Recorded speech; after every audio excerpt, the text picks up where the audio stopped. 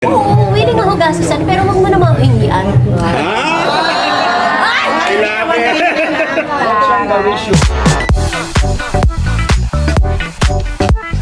You mentioned kanina when you reach the age of 30, you want to get married.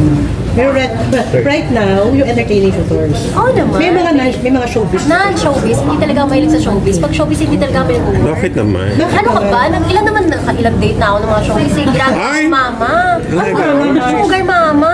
Ay! Ganun ba mga showbiz, guys? Oo, ako naman okay ako split the bill, pero huwag naman todo-todo. Puro bata yung nandidigaw Nag-request sa'yo. lang ano dahil. Puro bata may nandidigaw sa Ivana. O may mga... Hindi ako mahilig sa bata eh. Ayoko ng mga 20. Okay ako ng 30 siguro. Mas mature. Kasi matured na ako mag-isip. May mga politicians na nandidigaw sa'yo. Maraming iba-iba. O paano mo ina-handle? Date ma. O kaya pagka ano, date ma. Wala kang in-entertain na date? Babe. Babe. Non-showbiz. Ivana, ideal guy. Ideal guy, hindi mayabang. Hindi mayabang, tsaka may puso. Yung same part, gusto kong tumulong din. Kasi ang hirap na pareho kami, tapos magkaiba yung ugali namin. Yung ayaw niya tumulong or wala siyang puso para sa mga Pinoy. Tayo yung mga kababayan natin. So, iba na. Pero iba na mahirap ka magligaw. May Kasi mahirap. Hard to get ako. Wow! Siyempre, parang tingin siguro. Oo. hard to get, Ay, Mars? perfect. Hindi Yeah. naman. Ang tingin nga nila, easy to get eh. Oo, pero totoo, hindi nila ako nag-get. So, yun. Paano hard to get? Paano hard to get? Ano kailangan gawin para? Wala mo kailangan gawin, pero yung siguro yung ligaw na persistent.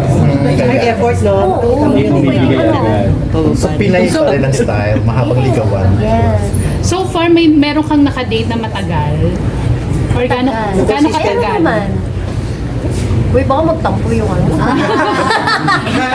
Gaano katagal yung longest date mo? Date?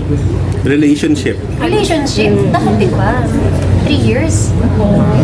And then Non-showbiz. nakatawid siya breakup. So, isa breakup kasi sinungaling, cheater, gano'n. Kilala ba namin to? Kilala ba namin? Issue na natin ano? Ayoko na. Alam mo yung pagpasa. Hindi ko siya, wala na akong pakialam sa kanila. Na ganun din naman siguro. Wala. Ayoko na makialam sa buhay.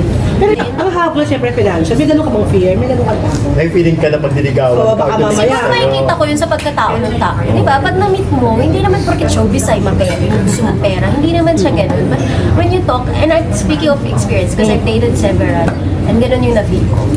And hindi ko sinasabi lahat. Alam ko maraming mababait, pero hindi ko gusto talaga ng showbiz kasi nga nakipaglaplapan sa iba, hindi ko kaya. Kasi naman din ko sa ganun, Mars. Oo, pero ako pwede, di ba? Yan, yan. Double standard. Pipili siya ng showbiz at kaya niya ako. Kasi ako, di ba, I have yung mga kissing scenes, bed scenes. So, dapat ready siya. Ako, hindi ako ready sa kanya. So, kaya na showbiz. Ang dami. Ivana, paano kung halimbawa magkaroon ka ng boyfriend na i-require ka na iwan mo ang showbiz? Ay, iwan ko muna siya. Nauna yung showbiz bago siya. So, trabaho muna.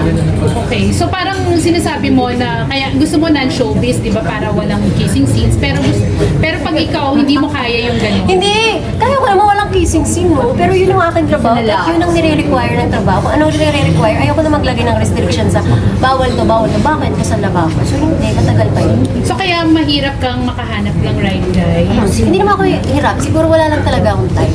Pero I'm dating, so I'm okay.